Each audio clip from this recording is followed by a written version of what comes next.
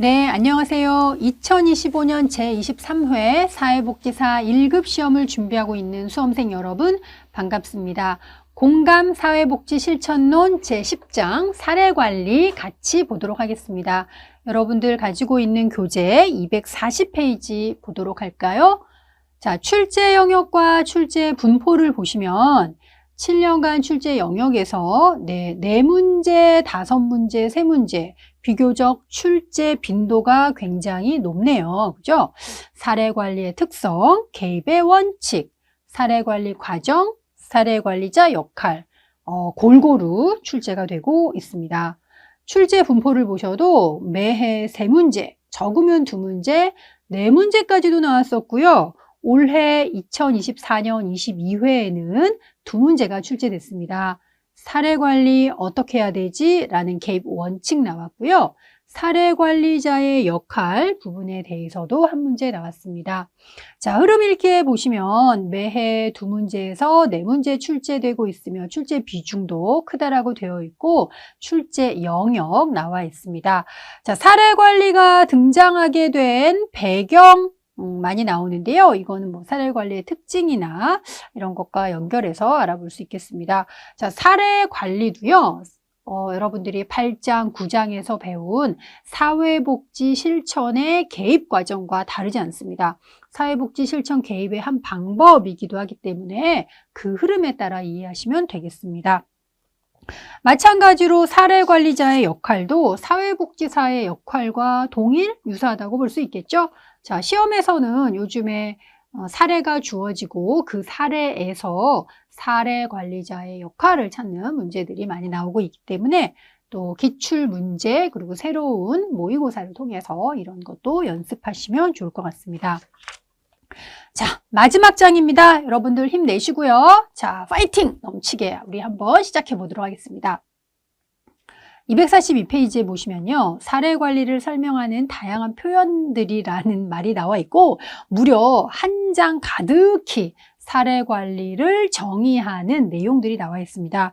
이 사람, 저 사람 많이도 정의를 내렸습니다. 그만큼 사례관리를 한마디로 정의하기는 어렵다라는 것이고 사례관리는 이렇게 많은 활동을 하는 것이다라고 볼 수도 있겠습니다. 자, 그래도 이 사례관리에 대한 다양한 표현들을 중에서 고르고 골라서 한마디를 표현하자면 자, 우리 슬라이드 하단에 나와 있는데요. 한마디로 표현했지만 사실 굉장히 긴 4줄에 걸치는 문장이네요. 자, 사례관리는 중요하니까 제가 읽어보겠습니다. 복합적인 문제를 가진 클라이언트. 야, 여기는 정말 밑줄과 함께 별표 한 5개 정도 그어야 되겠죠. 복합적인 문제를 가진 클라이언트를 대상으로 그들의 문제를 해결하기 위해서 포괄적인 서비스를 개발하고 각종 서비스에 대한 클라이언트의 접근을 용이하게 하는 용어 활동을 하면서 클라이언트에게 서비스가 적절하게 전달되고 있는지 점검을 하고요. 또 서비스가 전달되고 난 다음엔 어때야 돼요? 변화와 효과가 있어야 되겠죠? 그런 것들을 평가하는 활동이고요. 지역사회의 다양한 자원, 공식적인 자원만이 아니라 이웃, 친구, 친척들 같은 비공식적 자원까지 활용해서 지속적이고 효과적인 사회복지 서비스를 제공하는 통합적인 실천 방법이다. 네, 한마디지만 굉장히 많은 내용들이 들어있죠. 요거를 읽지만 마시고 어떤 내용인가를 곱씹고 음미하는 거 굉장히 중요합니다. 자, 그래서 242페이지에 보면 우리가 회색 박스에 그게 들어있죠. 사례관리의 특징 또는 사례관리를 정의할 때 공통으로 나오는 표현들이 있어요. 복합적인 욕구, 클라이언트의 기능 향상, 공식적 자원, 비공식적 자원 이런 것들을 통합한다. 이것들이 바로 그 사례관리의 정의 또는 특징에서 공통으로 나오면서 사례관리를 잘 표현해주는 핵심 키워드라고 할 수 있겠습니다. 자, 그렇다면 사례관리 왜 하지? 사례관리의 목적을 보겠습니다. 자, 사례관리의 목적도 굉장히 다양한데요. 일반적으로 이 6가지들이 얘기되고 있습니다. 클라이언트의 역량 강화입니다. 자, 여러분 우리가 사회복지 실천은 클라이언트의 문제를 대신 해결해 주는 활동이 아니죠. 클라이언트가 문제를 해결할 수 있도록 도와주는 거예요. 그런데 도와줄 때 클라이언트 주변만을 우리가 변화시키는 게 아니라 클라이언트가 스스로 문제 해결의 주체로 나설 수 있도록 클라이언트의 역량을 강화시켜주는 것이죠. 사례 관리 역시도 그렇습니다. 복합적인 문제를 가진 클라이언트의 문제가 해결될 수 있도록 도움을 주되 클라이언트가 삶의 주인으로 내 삶을 변화시킬 수 있는 역량을 갖출 수 있도록 도와주는 게 바로 사례 관리의 목적입니다. 클라이언트가 죽을 때까지, 클라이언트의 문제가 모두 해결될 때까지 사회복지가 그냥 서비스만 주구장창 줄 수는 없잖아요. 그죠? 언젠가는 서비스가 끊길 수도 있죠. 자원이 없는 상황에서 클라이언트가 살아가야 될 수도 있죠. 이럴 때 클라이언트가 어때요? 역량을 갖추고 그러한 상황 속에서도 대처할 수 있도록 개인도 변화하고 주변에 대한 통제력을 회복해야 되잖아요. 자, 그거를 할 수 있도록 도와주는 게 바로 사례 관리입니다. 자, 두 번째는 보호의 연속성 보장인데요. 클라이언트가 복합적인 문제를 가진 만큼 서비스도 굉장히 복합적으로 주어져야 되고요. 또 장기간 주어져야 되고요. 여러 기관에서 다양한 서비스가 주어져야 될 때가 많습니다. 이럴 때 일정한 기간 동안 서비스가 지속적으로, 연속적으로 서비스가 주어질 수 있도록 그 보호의 연속성을 보장하는 것도 사례 관리의 목적입니다. 자, 세 번째는 서비스의 통합적 증진인데요. 통합성 증진인데요. 다양한 기관이 서비스를 제공하지만 이 서비스와 자원이 서로 연계되고 조정될 수 있도록 통합적으로 관리를 하는 거 굉장히 중요하죠. 서비스가 뚝뚝 끊겨서 분절적으로 되는 것이 아니라 A라는 서비스와 B라는 서비스가 연결이 되어야 되는 거죠. 예를 들면 직업기술 훈련만 시키면 뭐랍니까? 이 훈련이 고용으로 연계될 수 있도록 고용 상담이라든지 이런 것들도 같이 연결이 돼야 되죠. 그래서 통합성이 증진이 돼야 됩니다. 자, 서비스의 접근성 증진하는 것도 중요합니다. 우리가 이제 클라이언트가 여러 가지 정보의 부족, 그리고 자원 접근성의 제한 또는 자격이 있음에도 불구하고 그런 자원을 제대로 이용할 수 없는 그런 취약한 환경에 놓여 있을 수도 있거든요. 이럴 때 서비스를 이용할 수 있도록 장애 요인을 없애는 것, 이런 것들 접근성을 높여주는 것도 바로 사례 관리의 목적이 되겠습니다. 자, 다섯 번째는요, 사회적 책임의 증진인데요. 그 한정된 자원으로 많은 효과를 거둘 수 있도록 서비스를 효율적으로 제공해야 될 사회적 책임이 있는데 이 사회적 책임을 높이기 위한 방법 중에 하나가 바로 사례 관리입니다. 자, 여섯 번째는 성과 관리인데요. 서비스의 효과성과 효율성을 중요시하는 사례 관리는 이 성과 관리를 목적으로 하게 됩니다. 아무래도 사례 관리 전 과정을 통해서 이제 평가가 중요시 되는데 중간중간에 모니터링을 하면서 서비스가 잘 전달되고 있는지, 이 서비스를 받은 클라이언트에게 긍정적인 변화가 일어나고 있는지, 이런 성과 관리를 하게 됩니다. 이것도 바로 사례 관리의 목적이 되겠습니다. 자, 그렇다면 사례관리 중요하다라고 많이 얘기를 하고 있고 또 사회복지 실천 현장 다양한 분야에서 사례관리 안 하는 분야가 없을 정도로 장애인 분야, 노인 분야, 청소년, 정신건강, 의료 부분에서 사례관리가 이루어지고 있죠. 그만큼 사례관리 굉장히 중요한데요. 사례관리 언제, 왜 등장했지? 그러면 사례관리가 등장하기 전에는 우리가 어떻게 했길래 사례관리가 등장하게 된 거지? 자, 이렇게 연결시켜서 볼 수 있겠죠. 사례관리 등장 배경은요, 사례관리 등장에 영향을 미친 요인은 무엇일까? 이렇게 풀어서 말할 수 있겠습니다. 자, 첫 번째로 우리가 생각할 수 있는 게 탈시설화인데요. 이 탈시설화는 245페이지에 이제 회색 박스에서 굉장히 자세하게 나와 있는데요. 1960년대 이제 미국에서 그 탈시설화 운동 또는 탈시설화 정책이 시작이 됐는데 이제 정신장애 또는 정신보건 분야라고 얘기할 수 있습니다. 대형 주립병원에서 지내던 정신장애인들을 그들이 태어나고 자란 지역사회에서 나머지 삶을 살면서 사회에 좀 더 잘 통합될 수 있도록 하는 게 바로 탈시설화인데요. 물론 거기에는 그 주 정부의 비용 절감이라는 측면도 있기는 했습니다. 주 정부가 세금을 가지고 대규모 정신병원을 운영하면서 막대한 세금이 들어가는데 이 정신병원에 오래 생활하면 할수록 정신장애인들이 증상이 개선되고 호전되어 지역사회로 돌아가는 것이 아니라 오히려 병원에 있으면 있을수록 퇴원해서 나가서 적응 못하고 또 돌아오고 한번 돌아오면 더 오랜 시간 병원에 입원하게 되고 오랜 시간 병원에 입원해서 다시 지역사회로 나가면 가족들도 없고 친척들도 없고 낯설고 그래서 더 통합이 안 되고 재발하고 이렇게 된다는 거죠. 그래서 이런 문제를 또 해소하기 위해서 이런 탈시설화 정책 움직임이 있게 되었습니다. 그게 영향을 미쳤습니다. 자, 두 번째는요. 복잡하고 분산된 서비스 체계인데요. 요거는 서비스 전달의 지방분권화, 서비스 체계 간 조정 부재, 분산된 서비스의 조정 기능 부재라는 이름으로 시험에 나오고 있습니다. 21회에서도 출제가 되었는데요. 1970년대 미국에서는 사회복지 서비스 제공이 그동안은 이제 연방정부에서 책임을 지다가 주정부나 지방정부로 이렇게 넘어가게 됐어요. 그러는 사이에서 이 지역사회는 다양한 서비스들을 위한 어떤 통합이나 조정할 장치가 갖추어지지 않은데 그냥 이러한 서비스만 이젠 지방정부에서 알아서 해 이렇게 된 거라는 거죠. 그러다 보니 그동안은 체계적으로 서비스가 제공되고 이용하던 이제 그 서비스 이용자들 입장에선 어때요? 서비스가 뚝뚝 끊기기도 하고 없어지기도 하고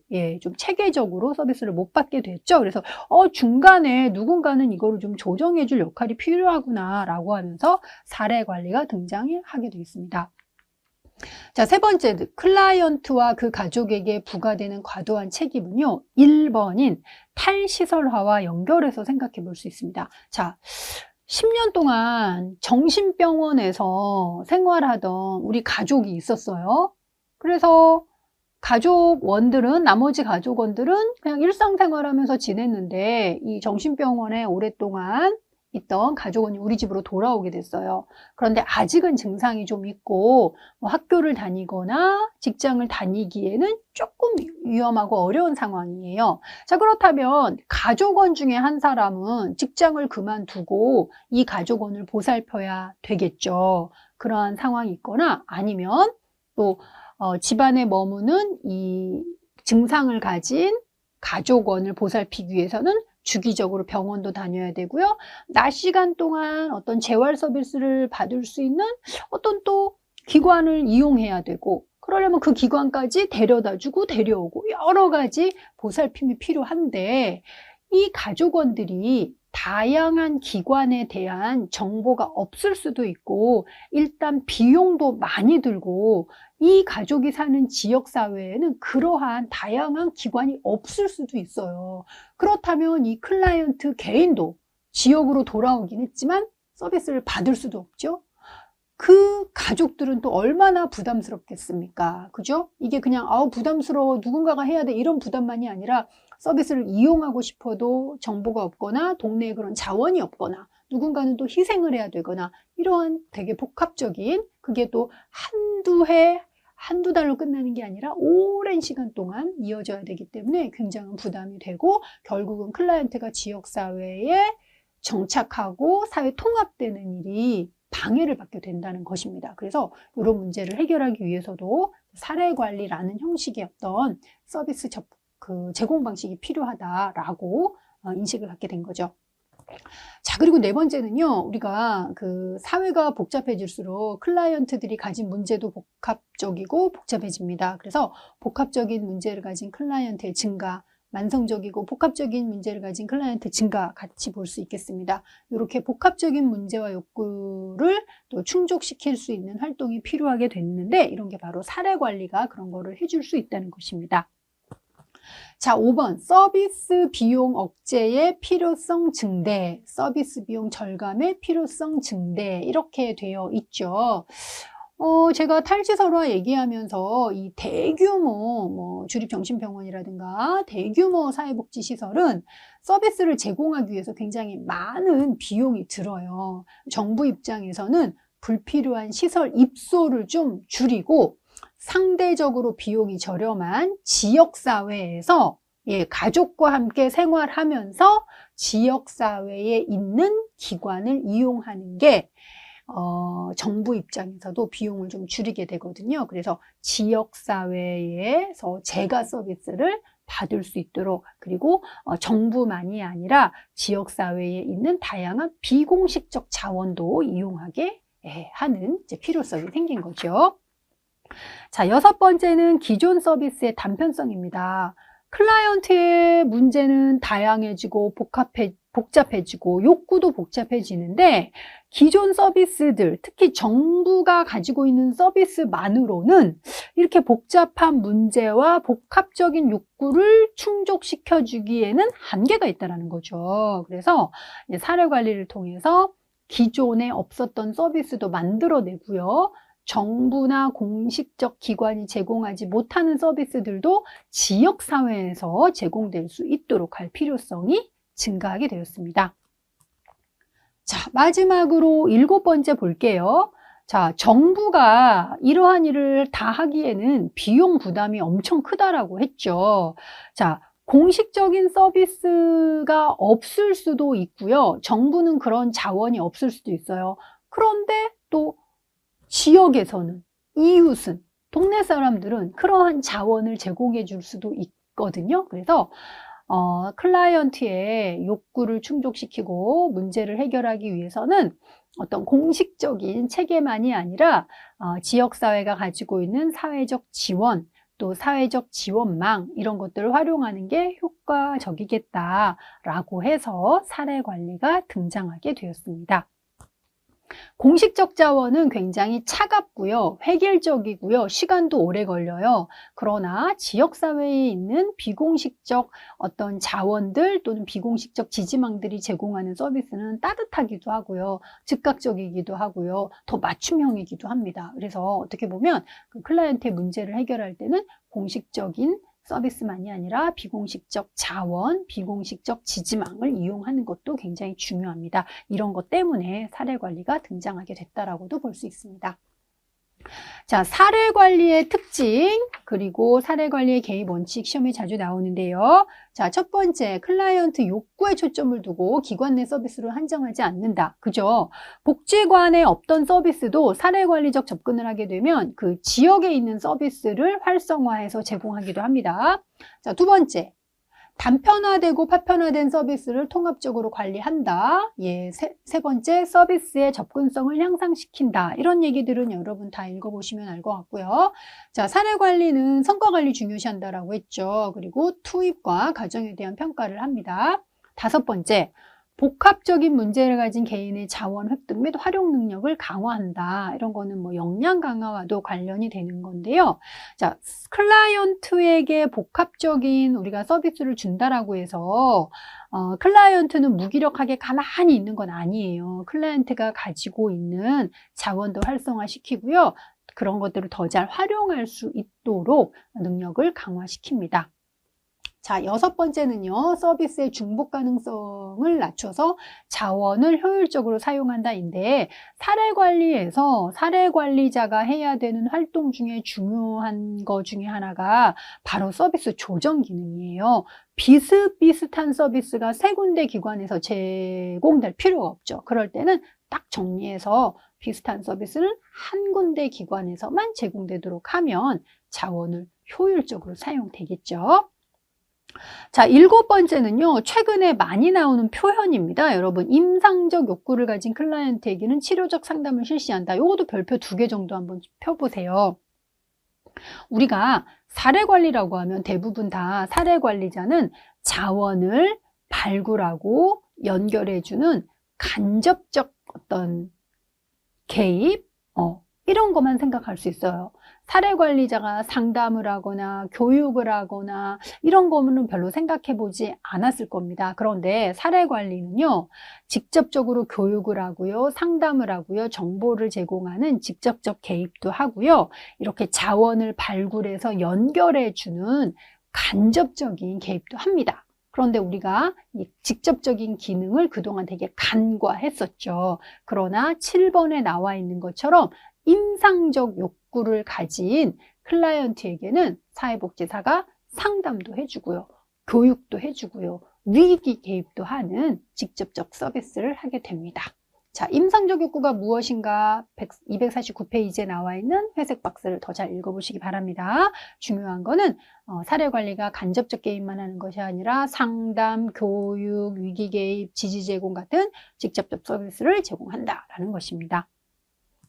자, 8번째는요. 클라이언트 가족과 1차 집단의 클라이언트에 대한 보호 능력을 확대시킨다. 자, 사례관리 자체가 정부가 가지고 있는 이런 비용에 대한 부담을 조금 줄이기 위한 목적도 있다 그랬잖아요. 그러기 위해서는 정부나 어떤 지방자치단체, 지방정부가 가지고 있는 예산, 자원만으로는 안 되고요. 비용을 좀 줄이려면 그리고 클라이언트에게 좀 더 맞는 맞춤형 서비스가 제공되기 위해서는 클라이언트 가족이 이미 가지고 있는 자원도 좀 더 활용하게 하고요. 클라이언트가 살고 있는 지역사회의 주민, 친척들이 가지고 있는 자원, 강점 이런 것도 활용하게 합니다. 그러면 어때요? 정부 차원에서는 비용도 좀 줄어들고요. 그 가족이 1차적으로 클라이언트를 보호하는 것, 또 그 1차 집단이라고 하는 친척, 이런 사람들, 사회적 지지망이 클라이언트를 좀 보호하고 클라이언트를 보살피는 능력 커지는 거잖아요. 이러한 것도 사례관리의 특징이라고 할 수 있겠습니다. 자, 이번 시험에 나왔던 사례관리 개입 원칙 보겠습니다. 사례관리 개입을 할 때는요, 클라이언트 개별화해야 된다는 거, 그죠? 그리고 여러 가지 서비스들이 포괄적으로 주어지도록 포괄성을 갖춰야 되고요. 클라이언트의 자율성 극대화. 사례 관리가 포괄적으로 주고 연속적으로 준다고 해서 클라이언트의 어떤 선택권이나 자기결정이 무력화되는 거 아니에요. 여러 가지를 오랫동안 봤대 그때 클라이언트가 서비스를 선택하고 자기결정권을 누릴 수 있도록 자율성을 극대화하는 것 굉장히 중요합니다. 사례 관리 개입 원칙입니다. 자, 21회 시험엔 또 이게 나왔네요. 보호의 연속성 혹은 지속성의 강화입니다. 자, 사례 관리는 클라이언트의 욕구를 점검해서 변화하는 욕구에는 또 새로운 서비스도 제공을 합니다. 그래서 이렇게 서비스가 지속이 되고 연속적으로 보호받을 수 있도록 합니다. 5번째는요, 서비스의 연계성인데요. 복잡하고 분리되어 있는 서비스 전달 체계를 연결함으로써 서비스의 효과성을 높여주는 것도 개입의 원칙입니다. 자, 6번째는 서비스의 접근성인데요. 이 클라이언트들이 서비스에 대한 접근성이 낮은 경우가 많잖아요. 그럴 때는 서비스를 쉽게 이용하거나 그동안 서비스를 이용하지 못했던 것들을 서비스를 이용할 수 있도록 서비스의 접근성을 높여주는 것도 개입의 원칙입니다. 자, 마지막 서비스의 체계성은요. 유사한 서비스들 간의 중복 줄이는 거 계속 강조됐죠. 자, 서비스의 비용을 효율적으로 관리하기 위해서 서비스와 자원들을 조정하는 것, 이게 바로 서비스의 체계성을 높이는 원칙입니다. 자, 이렇게 해서 우리가 사례관리 개입 원칙 7가지를 봤고요. 두 번째는 사례관리의 과정과 사례관리자의 역할 보겠습니다. 자, 사례관리도 사회복지 실천이죠. 그죠? 그렇기 때문에 이 사례관리 실천 과정과 거의 유사하다라고 보면 됩니다. 똑같긴 한데 표현하는 방법이 좀 달라요. 여러분 251페이지에 보시면 15회에 이렇게 출제가 되었습니다. 다음 중 사례관리의 과정이 옳게 연결된 것은 하고 되어 있는데요. 자, 사례 관리는 아무래도 이제 서비스에 대한 접근성이 없는 사람들에게 서비스의 접근성을 높이는 게 중요하기 때문에 기관으로 찾아오는 클라이언트만이 아니라 기관에서 적극적으로 그 사례를 발굴하러 나가죠. 사례를 그래서 발견해내죠. 아웃리치가 들어갑니다. 아웃리치가 필수가 아니라 아웃리치인 경우도 있다는 거죠. 아웃리치를 통해서 클라이언트를 발견하고 나면 접수 또는 뭐 자료 수집 이런 과정이 다 있는데 그런 거를 안 한다는 게 아니라 이제 사례 관리에서는 바로 그냥 사정으로 넘어가는 표현을 쓰고 있습니다. 당연히 클라이언트에 대한 계획을 세우려면 자료 수집 이런 거 해야 되잖아요. 그런데 이제 사례 관리에서는 사정, 계획, 개입, 점검, 재사정 이런 절차로 더 많이 소개되고 있습니다. 클라이언트에 대한 사정, 계획, 개입 아실 거고요. 점검 얘기해 보도록 하죠. 253페이지 보면 클라이언트에 대해서 계획을 수립하고 서비스를 제공하는 개입을 하면서 중간중간에 점검을 해요. 모니터링이라고 하죠. 자, 253페이지 보십시오. 점검이라는 것은요. 서비스가 제대로 클라이언트에게 전달되고 있는지, 자, 서비스를 받고 있다면 클라이언트에게 변화가 일어나야 되겠죠? 그래서 클라이언트에게 우리가 기대했던 긍정적인 변화가 일어나고 있는가 검토하는 게 바로 점검이라는 거죠. 그리고 클라이언트에게 새로운 욕구가 생기지는 않았는지, 욕구의 변화는 없는지, 예, 살펴보는 것이 점검입니다. 자, 필요하다면 사정을 다시 해야 되겠죠?